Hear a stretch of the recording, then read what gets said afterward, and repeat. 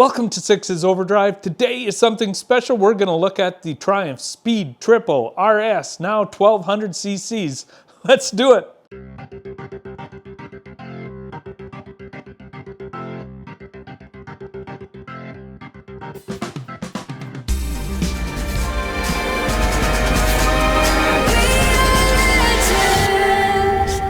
Welcome to Six's Overdrive, guys. My name is Kent. I'm just an everyday guy. I'm not paid. I'm not a magazine. I don't get special perks from any of these guys. So I'm going to break down this super naked bike. I'm so excited. Those of you who have subscribed to my channel know that I love naked bikes. I drive an XSR 900. I also have a Tracer 900 GT. Nothing to do with loving Yamahas, but I really love triple engines. And this Speed Triple, of course, is going to have a triple engine. So what I want to know is, first off, guys, comment down below. Maybe while you're down there, hit the subscribe button, hit the bell so you get notified about future videos. But does this thing tick all the boxes? Let's find out. So I've already seen a couple previews of this video, and a lot of what they're talking about right now is keeping the heritage of this Speed Triple. I'm not going to go into that very much. You either like the heritage or you don't. You're going to look at the bike right now and you're going to go, I like it. I don't like it. So the heritage part doesn't really matter. Suffice to say, it's all new, but they've got a lot of styling cues from the past. So in all the press releases from Triumph, what I'm getting from this bike is that they have focused not just on horsepower, but they've also focused on getting the bike with the right dimensions and weight and everything. They're trying to make this thing a super lightweight, nimble handling machine. Great for in-town driving, but a bike that you can take to the track as well. So they've really tried to take all of that weight and sling it down low. Big example is the exhaust sticking out in the bottom. Before it used to be way up high. Now it's at the bottom. That's called mass centralization, and it's supposed to make for a quicker feeling, quicker handling bike. Now, to that exhaust, it looks okay. But the problem is they've got a single-sided swing arm on this bike, and it looks gorgeous, and the muffler is blocking a lot of it. The exhaust is covering a lot of that. I'd really like to see an aftermarket one that was a little bit stubbier so that you could maybe see that nice rim. That would be wonderful if they just came out with an aftermarket exhaust for that. Right now, they have no considerations for doing it. They've really worked on making the bike a lot lighter. This thing is 10 kilograms lighter than its predecessor. And that's after a few generations of Speed Triple bikes. So this thing is only 198 kilos, which is about the same weight as my XSR 900, but you're sporting a lot more horsepower. So this thing should really be nimble, and it should accelerate like crazy. The power to weight ratio on this thing should be absolutely phenomenal. With that light of a bike with the same weight as my XSR 900, which feels like a pretty quick bike already, got to realize that you're putting another, 60 horsepower and probably another 15 foot-pounds of torque, and all with a red line of 10,700, I think it is.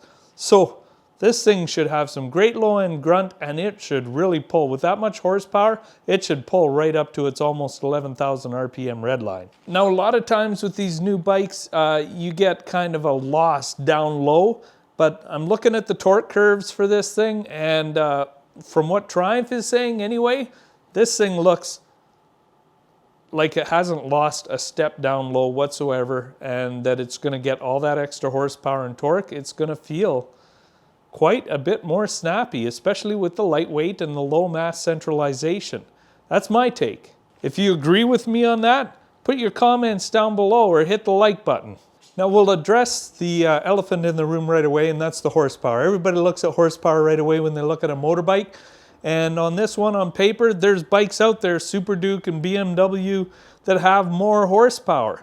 But what I really like about what Triumph did this time is it seems like they tried to make it in an all-in-one package that's going to be catered for 90% of what these bikes do. Let's face it, if you wanted a track bike, you could buy a track bike with the fairings and the bad riding position and all that, but most people buy these nakeds because they actually do 90% of their riding on a public road.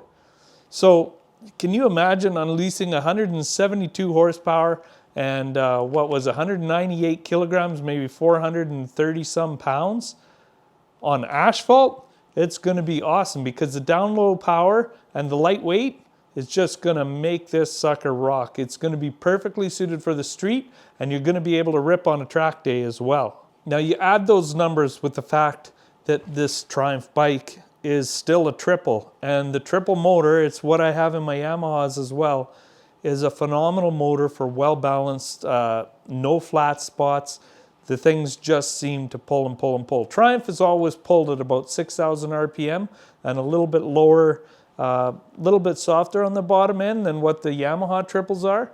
But let me tell you, with that extra torque and horsepower and everything going on at the bottom, even if it does get a little bit softer, this thing is going to be a wheelie machine.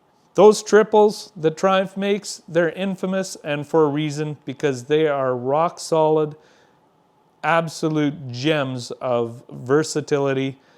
Those engines are phenomenal. As a matter of fact, this new engine with its 1160 cc's and the bike combination, we're talking about the power to weight ratio kind of thing. This bike actually goes 0 to 140 kilometers an hour in 3.8 seconds faster than the old speed triple that it's replacing. 3.8 seconds. Do you know how many bike lengths that is? This thing is gonna be absolutely bonkers. Now in the handling department, they've really concentrated, like I said before, on low end weight. So the weight's pushed down low, but they've also made the bike more compact. So it really seems like they're trying to, and this was a little bit of a problem with the previous speed triple, is everybody liked the street triple better because of how it handled in town. It was a lot more nimble.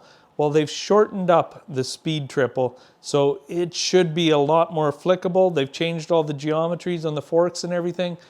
Now that might suffer a little bit in high speed cornering and stability, but really these things were overstable before, so I think the new changes are going to be very welcome on this bike. Your first thing is probably driving around in town, second is the highway, and then third is the track. And for ripping around in town, you want a nimble, quick turning bike. And Triumph's reputation, I don't think that they're going to allow this bike to be twitchy on long sweepers and stuff. I have a good feeling that this bike is going to be dialed in. But we'll have to wait and see the reviews, because everything on paper doesn't always equate to success on the track or on everyday use. It's also running an all-new gearbox, a stacked gearbox with a quick shifter up and down, and they've made the ratios in first, second, third, and the final drive a little bit taller so that you don't run out of power and have to shift so quick. But when you do, you've got the quick shifter up and down so that shifting shouldn't be a problem with this bike. Triumph is pretty good for their shifters. They're pretty silky smooth. Now, some of you really like to see what's going on in the connectivity world and the electronics on the bike, and this thing shouldn't disappoint those of you who are more tech savvy and like to play with rider modes and all that kind of stuff. There's a ton of different, I'm not going to get into it because personally, I always find that you get a motorbike and you set it up the way you want it on day one or day two, and then it just kind of stays in that mode the whole time. There's not too many guys that fiddle around with that. If you are, let me know down below. Maybe I'm a little bit off on this, but my bikes, I put them in the same traction modes and the same power modes all the time. I don't switch back and forth. Maybe to show somebody, but that's about it. So, you know, the more rider aids and all that kind of stuff to go wrong for me is not the biggest thing. I understand everybody's moving into these kinds of rider aids and everything, so that's good. They have to keep up with the competition, but I don't really care about it. The one thing that is kind of neat is I do like the phone connectivity, and this one actually is going to connect to Bluetooth for GoPros as well. So you'll be able to control your GoPro footage from the bike. That sounds like a pretty good idea for me. And the phone connectivity means that you'll be able to get step-by-step directions actually on the dash of the motorbike. Instead of having to look at your phone, you can actually keep your phone in your pocket and then just connect it. So that's pretty cool. Another staple of the R and RS bikes that Triumph always releases, and that's good suspension and braking components. You're dealing with full adjustable Öhlins suspension, and you're dealing with the Brembo brakes. I can't imagine that they're going to fail on this issue.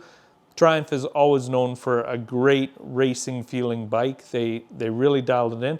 What it sounds like in this shock though is that it's going to be a little more forgiving than the old Speed Triple was. It's going to be a little bit softer for everyday riding, but they're still saying that it's going to outhandle the old bike on the track as well.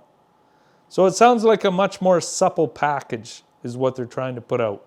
And then, of course, finally in the electronics department, one of the best options since I've got it on my Tracer 900 GT is cruise control. If you haven't tried it yet, guys, it's time to try it out because it is a game changer. So far, what do you think of this new Triumph Speed Triple? Comment down below, let me know. Because now we're going to get into the all-important consideration, and that's price and how it compares to the other bikes in its class for price.